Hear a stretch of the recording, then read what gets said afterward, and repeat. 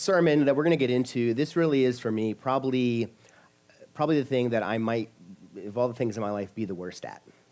What we're going to get into. Anytime I preach around this subject, it's actually one of my favorite subjects to preach because it reminds me how much I really desperately need it, because this is not something that I do very well. And what it is we're going to talk about rest. We're going to talk about rest. We're going to talk about Sabbath. We're going to talk about what it means to pause. But what I want to do is I want to take it from a little bit of a different perspective, and I want to look at the things that actually keep us from rest. And I've observed that there are three primary enemies to our rest. There are three enemies that, unaware, they will subvert our rest. They will stand in the way. In most cases, their tactics are subtle. It's not always obvious. It's often hidden. But once you identify them, you begin to go, okay, this makes sense now. Why I had this period of rest, but I didn't leave rest full. And my hope is that as we uncover these three enemies, that it leads to a better sense of rest in our lives. So I want to preach a sermon entitled The Three Horsemen of Unrest. The Three Horsemen of Unrest. And the first horseman to concern ourselves with is the rider of worry. The rider of worry. And this rider is very unique because it shows up in your life as a personal assistant. Now, a personal assistant is great, manages tasks, facilitates communication, anticipates needs, provides support. And that's exactly what worry does. It masquerades as a personal assistant that is there to support you. And so the rider of worry, it shows up looking like responsibility. And it whispers into your ear, I'm just helping you to stay prepared. I want to make sure you don't drop the ball. And so then, like a personal assistant with a clipboard, it keeps running through your mental schedule. It rehearses every worst case scenario just in case, trying to convince you of one thing: I'm keeping you safe. But worry doesn't manage your life. Inevitably, it just micromanages your peace. Now, a good personal assistant is concerned with the details, but here's what worry does. It's trying to control the outcomes. And worry cannot manipulate the future, and so all it does is it ends up draining you of your energy in the presence. And so a good personal assistant, it also helps you identify what work is actually yours. Worry keeps you at work on things that are not your responsibility. And for some of you, that might need to be your mantra. Put it on your mirror. That is not my responsibility. So let's unpack, why is it then that we get so drawn into worry? Why do we allow this rider to disrupt our rest? And I think there are three main reasons why we allow it. The first is worry feels familiar and comfortable. So what happens over time when we worry is that it creates a habit loop in our brain. And so worry then becomes our automated, our habitual coping mechanism. And what this does is it provides a sense of control. And so your brain learns that worrying means I'm doing something. And if I'm doing something, activity must be better than inactivity. And so each time worry, again, temporarily it does. It reduces uncertainty or anxiety, even though nothing has changed. It is rewarding your brain's worry circuit, and over time that gets deeper and deeper, and what happens is it feels safer to worry rather than not worry. Second is that worry gives us the illusion of control. Because worry feels like I'm taking action, I'm preventing bad outcomes, even if nothing changes. And so the act of worrying, it creates this false sense of agency that if I think about this enough, if I ruminate about this enough, if I think about all the worst case scenarios enough, if I look at WebMD enough times, I'm going to change the outcome. And psychologists, they call this the illusion of control. It's that quiet lie that our mind tells us that if we just keep worrying, we're somehow steering the wheel. Third, and this might be the biggest one, worry allows us to avoid dealing with the issue. And so this becomes a defense mechanism where we mentally or behaviorally, we avoid dealing with a stressor because when we confront it, it feels overwhelming. And so here's what worry does. It tricks us because it feels like engagement. We're thinking, we're planning, we're analyzing, But here's what it really does. It just keeps you stuck in your head rather than taking concrete actions to face that underlying emotion or issue. And the result is that worry just simply becomes a distraction from discomfort. We stay busy rehearsing what ifs so that we don't have to handle what is. So here's what worry actually does. It's sort of like an unexpected windstorm of fear that just kind of carves a path through your mind while knocking down every other thought you had. Yesterday, I had to take a bunch of lawn stuff to the dump. I put it all in there. I had it secured. I'm good to go. Next thing I know, I'm going on the road, and there are just these crazy gusts of wind, and one of my big old branches starts popping off. I got to pull over, put on my hazards, put it back in. But that's essentially what worry does, is it's this unexpected windstorm that comes through, and it knocks down every other thought that you have. Because all worry is doing is it's us living in a not yet that is worse than our now. It's just a fictitious construct versus a factual reality. And here's the magical power of worry, is that your mind just kind of blindly follows whatever path it goes down.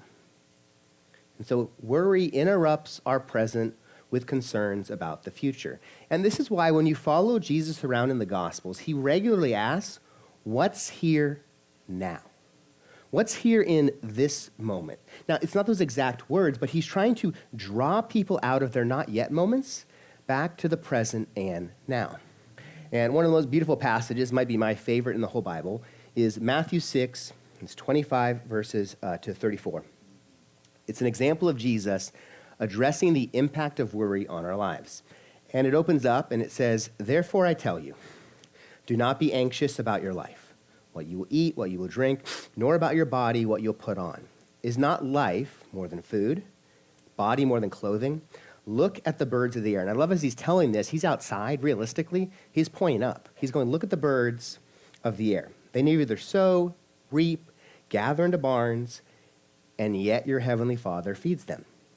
Are you not of more value than they? And which of you, by being anxious, can add a single hour to his span of life? Why are you anxious about clothing? Consider the lilies of the field, right? Pointing down. Look at the lilies of the field, how they grow. They neither toil nor spin, yet I tell you, even in Solomon, all his glory was not arrayed like them.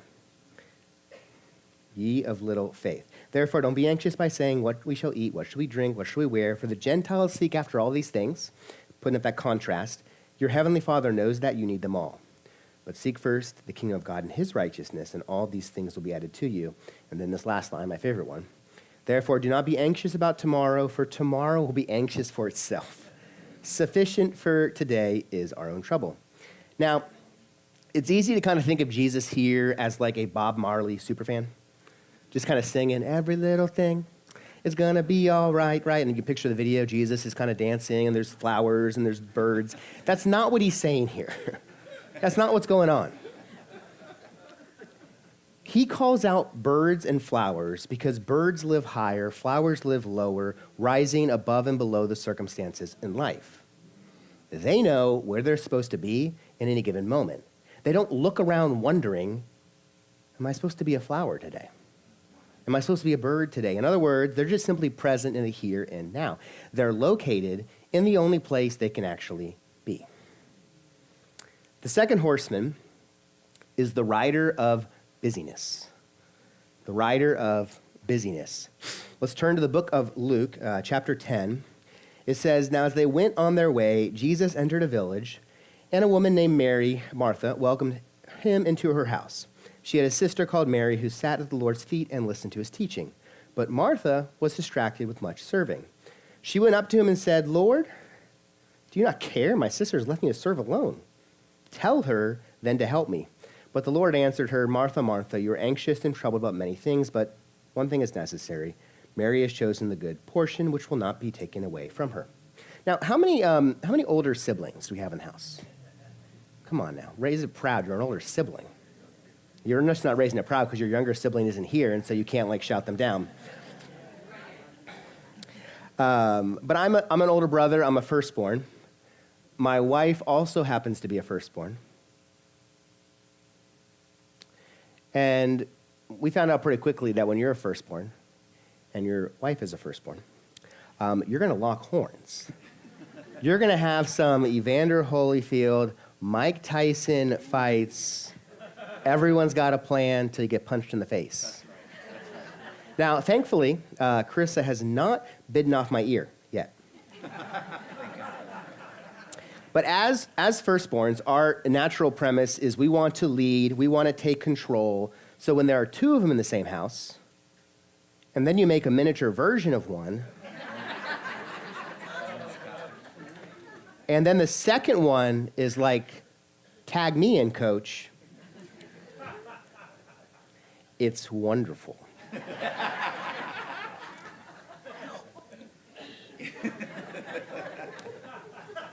But I have a theory about us firstborns, and it's that for whatever reason, we don't remember as much about growing up as our younger siblings do. Like, my brother will remember so much about our childhood. He will tell me a story when he was 6 and I was 8, and it involved frogs and a creek, and I, for the life of me, do not remember that happening. But here's the thing, I'm sure it did. I just don't remember it. Like, he could tell me we were abducted by aliens, and I would go, probably true. That does explain a lot. But I've noticed across the board, most of us older siblings, we just don't remember as much as our younger siblings do. So I don't have a ton of memories from the ages of 5 down. Most of them, honestly, are spiritual in nature, accepting Christ, my first encounter of spiritual gifts. But I do have one memory. I was about 5 years old, and we had gone to the beach, and after the beach, we went to a little cafe called Busy Bees. And all these years later, I still remember the name. It was located in Ventura, California. It's right off the beach. And the reason why I remember Busy Bees is because it was in this little deli cafe that my life would be forever changed. Was it a spiritual encounter with the Lord? No, not quite. Did I have the world's greatest cup of coffee? No. Did someone come in and rob the cafe? No. The reason my life was forever altered is because it was in this cafe that I discovered I like girls.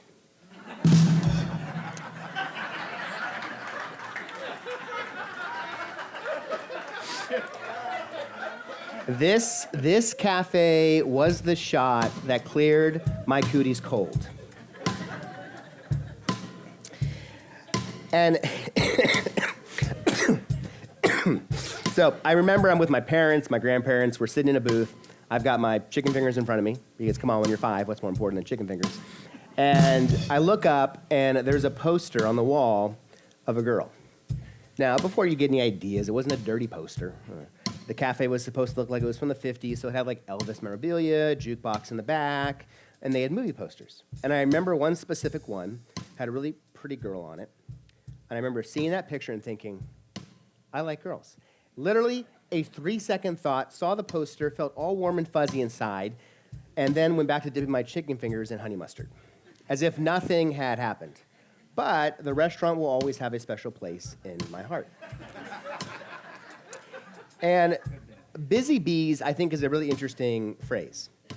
Maybe you've been called a busy bee. I know I have. And bees are really fascinating creatures. To me, they're the most interesting insect. And in my original notes, it actually said most interesting bug. But I could hear in my mind my 8-year-old going, bees aren't bugs, they're insects. So I literally changed it just for that one reason, even though she's not even here. But that's the effect when you live with 3 women. And in the span of 1 second, a bee will move its wings up and down 200 times. Which, funny enough, that's also my speed when I hear the garage door open and I forgot to take out the chicken. Now, compared to most bugs or insects, if you prefer, this is one of the busiest of all the creatures. Now, we here at the chapel, we believe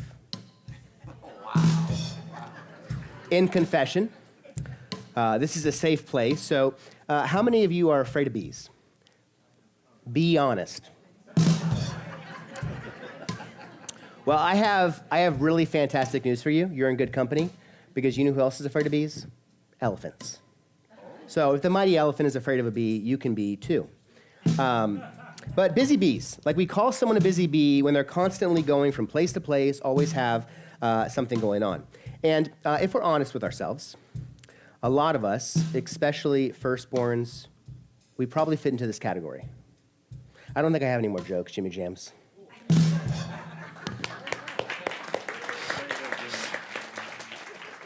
Like, we have a lot going on. We have work, we have school, or our kids have school. We have to take care of things, take care of our kids. We have to go to the gym. There are errands to run. We have to mow our lawn. We have to make sure our edging is better than our neighbor Jeff's. We have to make sure dinner is ready. We have to go golf and work on that slice. Hello, somebody.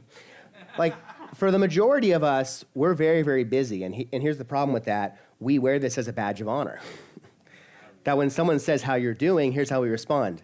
I'm busy, I'm good. I've got a lot going on, I'm good.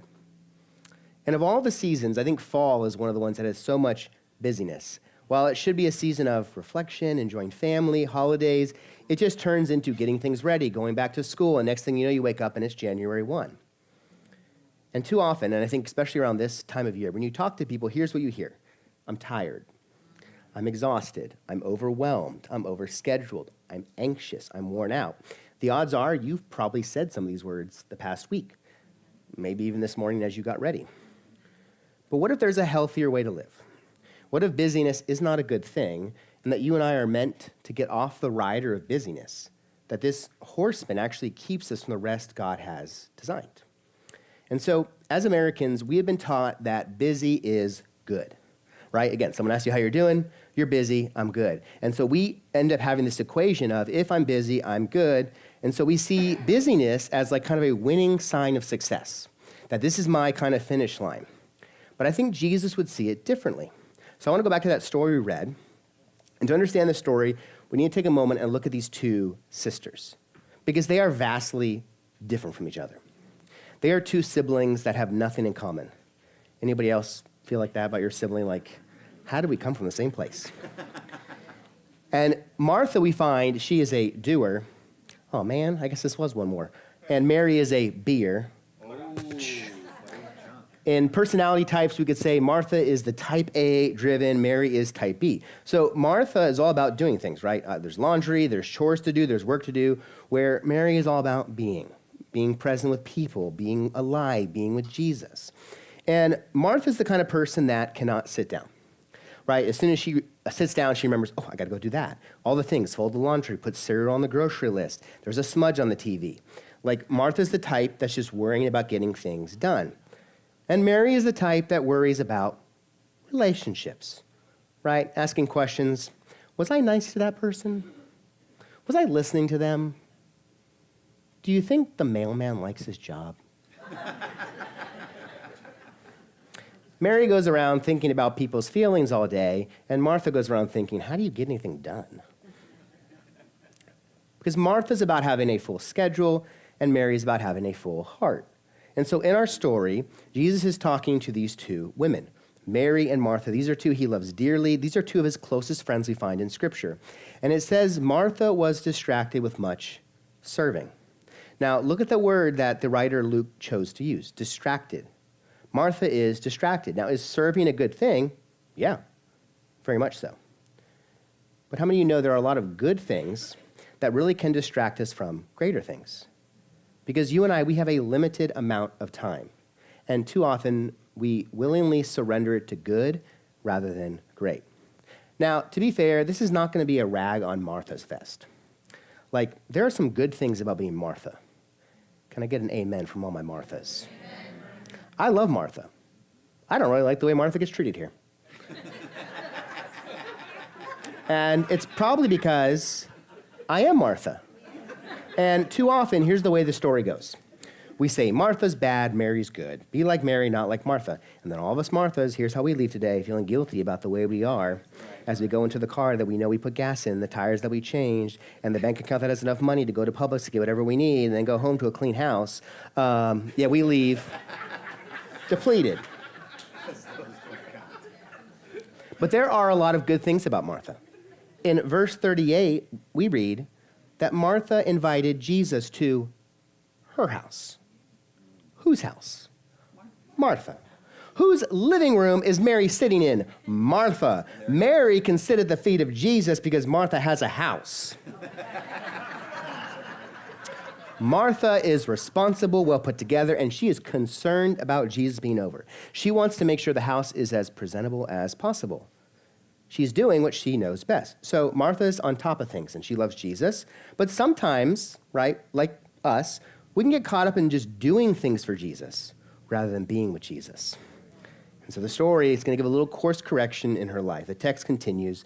It says, and she went up to him and said, Lord, do you not care? My sister has left me to serve alone. Tell her then to help me. But the Lord answered, Martha, Martha, you're anxious and troubled about many things, but one thing is necessary. Mary has chosen the good portion. It's not going to be taken from her. Now, we can see these dynamics shaping up from a mile away, right? Martha has no time to prepare. And how many of you know there's what your house looks like when it's clean, but there's what your house looks like when it's clean because you're having someone over. Those are two different kinds of clean, right? Like there's laundry on the bed, there's cups in the sink, we haven't checked the bathroom yet, and please do not go in the kids' rooms. But Mary, I would imagine this morning she's just out there with her cup of tea. She's picking flowers. Martha's in there trying to hustle, get these things done, as Mary daydreams of whether the mailman likes his job. And she's frustrated. And so she's off and running. She's trying to make the house acceptable, trying to make it into the standard that society thinks is right. So she's so focused on the outward appearance, but she's not focused on being with Jesus. And in this moment, Martha is misunderstanding who's coming over. If Jesus wanted to stay in a 5-star hotel, he would have. If he wanted an incredible meal, he would say, boom, filet mignon would be in front of him. Just a few years earlier, he turned water into the most incredible Cab Franc ever. Jesus is not there for the food.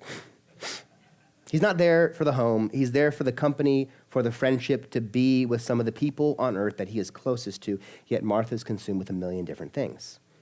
And I think there are many of us in here, definitely me, that if Jesus were sitting here, he would say, Jordan, Jordan, you are anxious and troubled about many things when you're trying to rest. But there's only one thing that is necessary.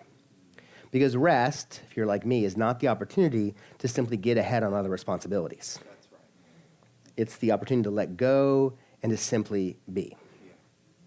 Now, there's a lot going on in this text. We could approach Martha from a few different angles. We could talk about who is her source. We could talk about her perspective of doing things for God rather than being with God. We could talk about her lack of faith in God providing all that's needed. And all those things I think are good, but I want to look at one practical element. And it's that Martha was consumed with busyness. She has no spare time. She's so consumed with earthly things, she can't see the big picture. And at the end of the day, here's what's going on. She was controlled by her schedule rather than controlling her schedule. And so I want to push on this a bit. Martha has a scheduling problem because she has a practical problem. It's a priority issue. And the bigger issue is that Martha has a busy heart. Now, again, I don't stand up here as Mary. I am certainly not Mary. I am Martha. I lean towards having a busy heart. So this is just as much for me as it is for you, that I too am a recovering busy bee. But I think if this horseman is the one that keeps us from good rest, then there are some important questions we can ask that can help us escape the trap of being busy and ultimately lead towards replenishment. And so the first question is this: what would it look like if God was really in charge of your schedule? And for those of you who just said he already is, all right, scratch that out in your head. Try it again. What would it really look like if God was in charge of your schedule? Like, who really controls your schedule? Do you make space for joy and play? One of my least favorite questions that my dad asks me all the time, in fact, he asked me yesterday, but I think it might be the most important question I get asked, is what are you doing for fun? And I need that question. Thankfully, Martha in me was like, well, I'm going to the 49ers game tomorrow. So I could check that off the list. A work in progress, okay? But for me, that's a really important question because I'm like, well, look at all these things I'm doing. I mean, I got all this space. I can go clean this. I can go work on this project. But I need that question. I need someone to come in and go, okay, well, what are you doing for fun? So first question is, what would it look like if God was in charge of your schedule? because the battle of busyness will be won or lost in your schedule. That's the battlefield. In fact, for us who are the Marthas, I don't know that there's anything more sacred than planning out your schedule, because your time is the one thing that you cannot increase. And it reveals what you worship, because we are stewards of our time. And how we use our time is actually an act of worship. And as busy bees, there's a part of us that we know that, right? And we wish other people would know that too.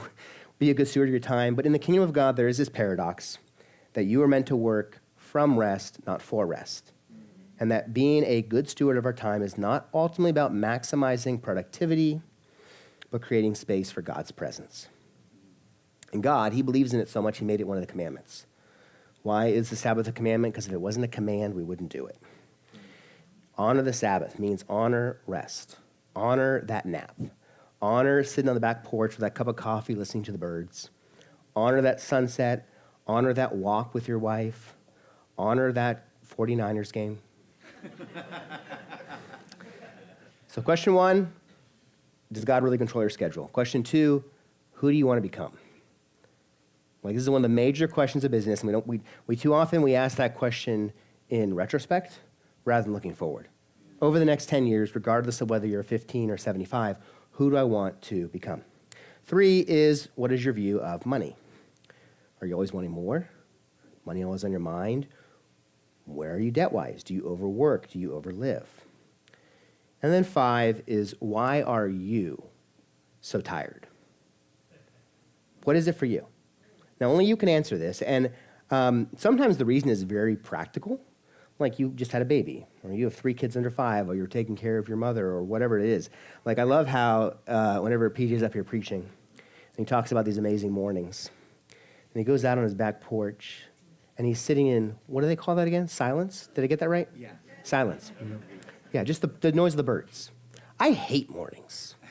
Despise them. Because I'm trying to get 2 kids ready for school, out the door in time. We cannot be late. School is 30 minutes away. There's a lot of traffic on 200, and their hair has to be perfect, and they got to wear this. And like, mornings are my least favorite time. Now, I could go back, 10 years before we had kids. I loved mornings. I look back now, and I'm like, I didn't take advantage of you for all that you offered. Because the best part of my day is when I, drop them off at school, turn off the worship music, and I put on Metallica as I head to the gym. So there are seasons where that's just natural. But it's still important to ask, why am I tired in this season? All right, we're going to get to the final and third horseman. This is the rider of gluttony. The rider of gluttony. Now you're like, can you please bring Jimmy Jams back? So Paul, in 1 Corinthians 6:12, he says this. He says, everything is permissible for me, but not everything is beneficial. Everything is permissible for me, but I will not be mastered by anything. Not all rest is good rest. And here's one of the blessings and curses that we have. You can pretty much have anything you want right at your fingertips. If you wanted today, you could go, like I went this morning, and you could go get yourself a pineapple. You could take that home with you today. This is something that a few hundred years ago, it would have been hard for people to grasp, because pineapples were incredibly rare and expensive. It would be the equivalent of thousands of dollars today. They couldn't survive the sea voyage easily. They had to be shipped right from West India without spoiling. And so as a result, the pineapple became a status symbol. Like, you wouldn't even open it up. You would set it somewhere on the table. In fact, it was so extreme that you would actually borrow a friend's pineapple if you had dignitaries coming over. Now, unfortunately, if you're like, can we borrow your pineapple? No, PJ already asked for his golf group. But maybe next week you can get on the list for the pineapple. Something that was so incredibly rare that today, if you want, you can go pick up a pineapple after church. And this is also why, you could go through kind of the South and even mid-England, and you're going to see pineapples on doors. You're going to see pineapples on all kinds of furniture, because it was this status symbol that meant something. And today, you can just simply go pick one up at Publix. Now, I do want to give a little, pastoral caution. If you do pick one up at Publix, please make sure that your pineapple is in the upright position. He cannot be like this. He cannot be like this. And that is another story for the village.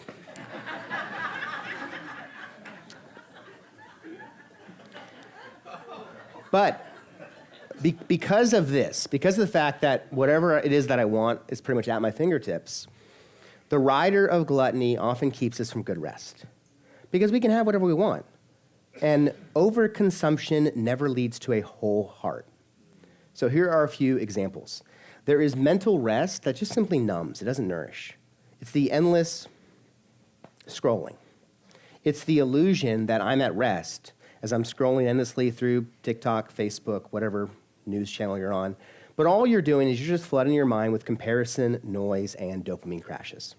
It's binge watching shows.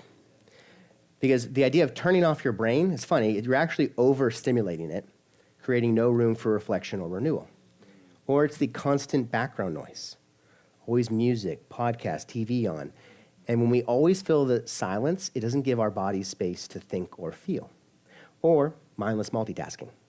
Feels productive, but it just keeps us in perpetual motion. So there's mental rest that can turn into gluttony. There's physical rest that feeds laziness, not life. So oversleeping, staying in bed all day, we try to escape stress instead of restoring strength.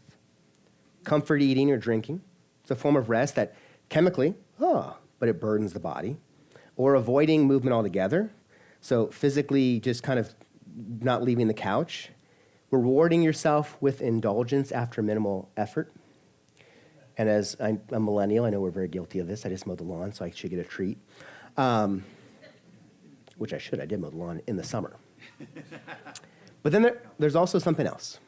And this one might surprise you, but there is spiritual rest that avoids rather than abides. It's checking out instead of checking in with God. It's that spiritual apathy disguises peace. It's using religion as sedation. That quiet time is more of a ritual. I'm good because I did my quiet time this morning. I can check it off the list, and it's not communion with God. Or escapism through fantasy or self-help spirituality. I'm going to manifest my calm instead of just opening my hands to receive God's grace. And it's refusing Sabbath because you need a break, when real rest would mean surrendering control, not escaping responsibility. And here's the really deceptive pattern of this horseman. False rest always has one thing in common. It soothes without healing.